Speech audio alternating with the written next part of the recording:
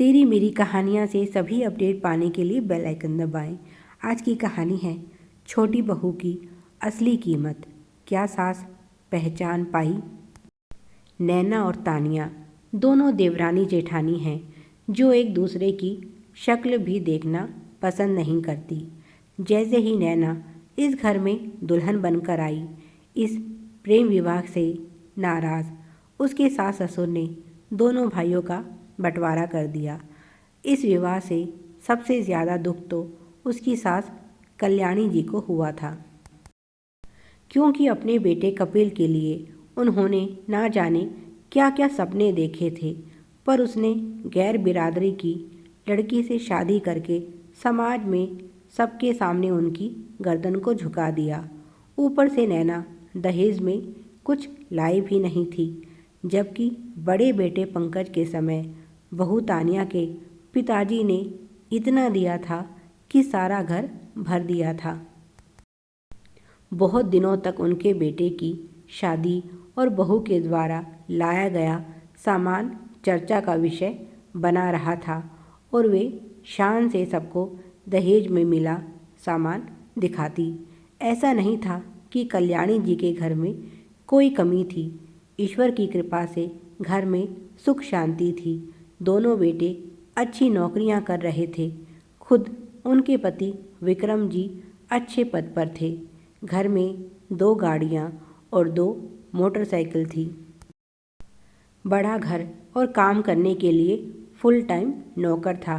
परिवार के साथ साथ रिश्तेदारी में भी कल्याणी जी की बात का सम्मान होता था। अपनी देवरानी जेठानियों में उनका सिक्का चलता था, पर कपिल के प्रेम विवाह से सभी को उन पर ताने कसने का अवसर मिल गया। जिन देवरानी जेठानियों की कभी उनके सामने बोलने की हिम्मत नहीं हुई, वही अब उनका मजाक उड़ाती। अरे, दूसरों के घर में सरपंची करने से फुर्सत मिलती तब अपने बेटे पर ध्यान दे पाती। बहुत इतराती थी, मेरे बच्चे मेरी मर्जी के बिना पानी भी नहीं पीते। अब बताओ किससे पूछकर तुम्हारा लड़का गैर बिरादरी की बहू ले आया। जहाँ पहले कल्याणी जी वार त्योहार और पारिवारिक कार्यों में बढ़ चढ़कर हिस्सा लेती थी, अब उन्होंने घर से निकलना कम कर दिया। समझ नहीं आ रहा था कि उनकी परवरिश में कहाँ कमी रह गई थी, जो उनके बेटे ने उन्हें ऐसा धोखा दिया। बंटवारे के नाम पर उन्होंने घर में एक कोने में बने 2 कमरे कपिल और नैना को दिए थे, जिन्हें मूल रूप से नौकरों के रहने के लिए बनवाया गया था।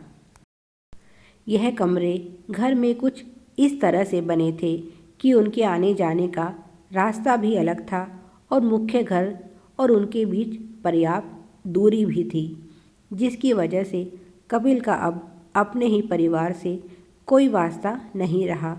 नैना को कपिल के परिवार से इस तरह के व्यवहार की आशा नहीं थी। वह बहुत दुखी थी।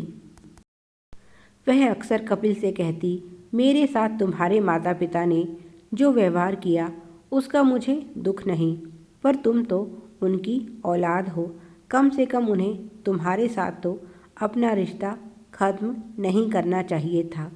तब कपिल समझाता, तुम गलत समझ रही हो नैना, मम्मी पापा बस थोड़े नाराज़ हैं। जैसे ही उनकी नाराज़गी दूर हो जाएगी, देखना हम सब फिर से साथ होंगे। कल्याणी जी अक्सर ही छत पर जाती तो उन्हें वहाँ से नैना और कपिल दिखाई देते। 3 महीने में ही इतना तो वे समझ गई थी कि नैना एक मेहनती और अच्छी लड़की है, पर अहंकारवश अभी उन्हें माफ़ नहीं कर पाई थी। नैना और कपिल दोनों साथ ही ऑफिस जाते, पर जब तक नैना घर का सारा काम निपटा लेती। इन 3 महीनों में कल्याणी जी ने कभी उन दोनों को बाहर का खाना खाते हुए नहीं देखा। उन्होंने अपने नौकर से सुना था कि छोटी बहू बहुत स्वादिष्ट खाना बनाती हैं।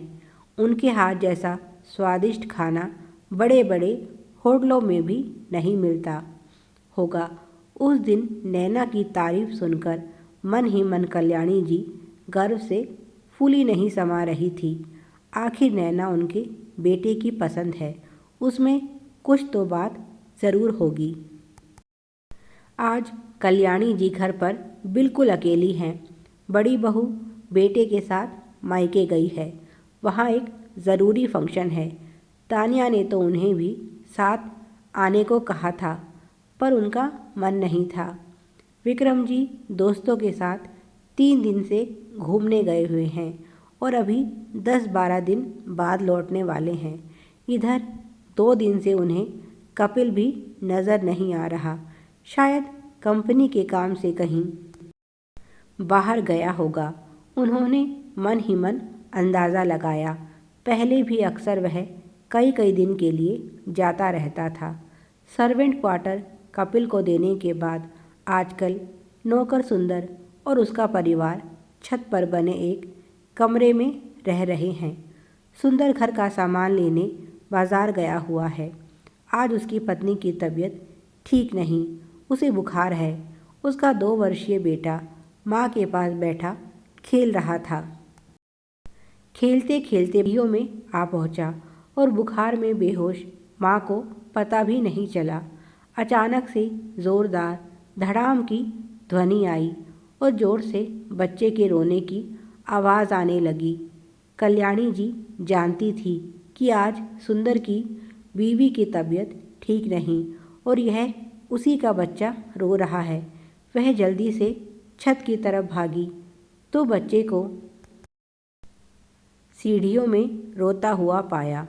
उन्होंने जल्दी से बच्चे को उठा लिया और उसे शांत करने का प्रयास करने लगी तो अपने हाथ पर कुछ गीला गीला उन्हें अनुभव हुआ। उन्होंने ध्यान से देखा तो उनका हाथ लाल हो चुका था। बच्चे के सर पर चोट लगी थी।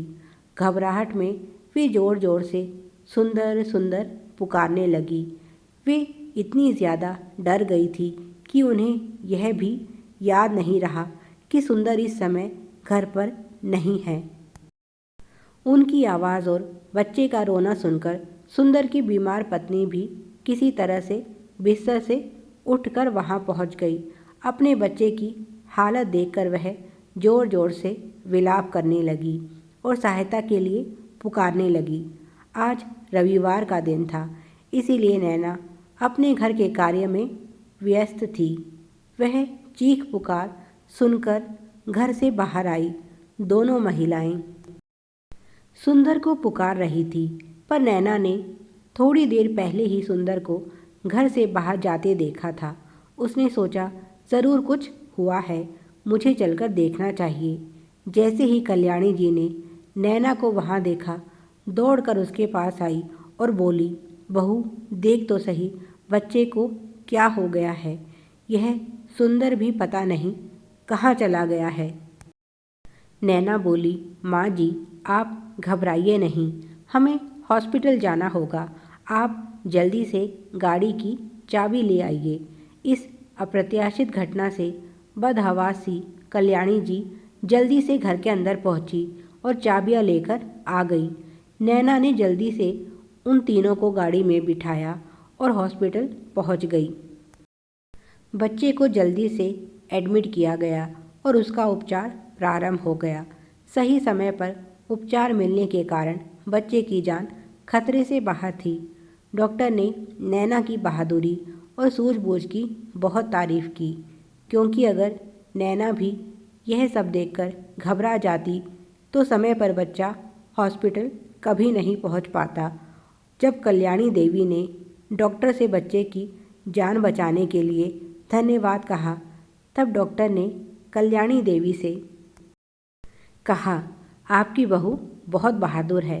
अगर वह समय पर आप लोगों को हॉस्पिटल लेकर नहीं पहुंचती तो हमारे लिए भी बच्चे को बचाना मुश्किल हो जाता।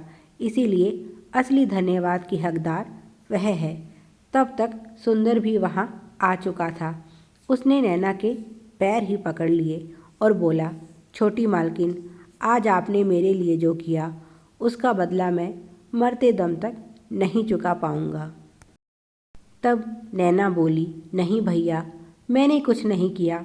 यह सब तो उस ईश्वर की शक्ति है। उसी ने आपके बच्चे की रक्षा की। मैं तो केवल माध्यम बनी। कल्याणी देवी भी नैना के पास आई और बोली, मुझे माफ़ कर दो बहू, मैं तुम्हारी असली कीमत नहीं पहचान पाई। अगर आज तुम हिम्मत ना दिखाती तो पता नहीं क्या हो जाता। जिनके मन में दूसरों के लिए इतना प्यार और दया हो और चरित्र इतना सशक्त हो, उसे किसी और चीज़ की क्या ज़रूरत है। तुम्हारी यह विनम्रता देखकर आज मैं खुद को बहुत छोटा महसूस कर रही हूँ। तुम्हारे संस्कार ही तुम्हारी असली पूंजी है।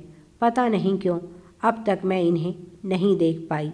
नैना ने सास के पैर छुए तो उन्होंने उसे गले से लगा लिया। अब की बार जब कपिल घर लौटा तो देखकर हैरान रह गया। जब माँ और नैना ने मिलकर उसका स्वागत किया और उसे घर ले आई। मौका मिलते ही कपिल ने शरारत करते हुए नैना से कहा, आखिर तुमने मेरी माँ पर भी अपना जादू कर दिया। और बदले में नैना मुस्कुरा दी। अगले दिन जब तानिया पति के साथ घर पहुंची तो देवर देवरानी को घर में देखकर हैरत में पड़ गई। तब कल्याणी देवी ने सारी घटना तानिया और बेटे को बताई तो दोनों को माँ का फैसला जानकर बहुत खुशी हुई। जब विक्रम जी घर लौटे तो पूरे परिवार को साथ देखकर उन्हें बहुत खुशी हुई और पत्नी के इस फैसले पर सहमति जताते हुए उन्होंने कहा, हमारी छोटी बहू संस्कारों की धनी है। मेरा परिवार पूरा हुआ। आज मैं शान से कह सकता हूँ कि मेरे जैसा समृद्ध दूसरा कोई नहीं। Please like, share and subscribe. Thanks for watching.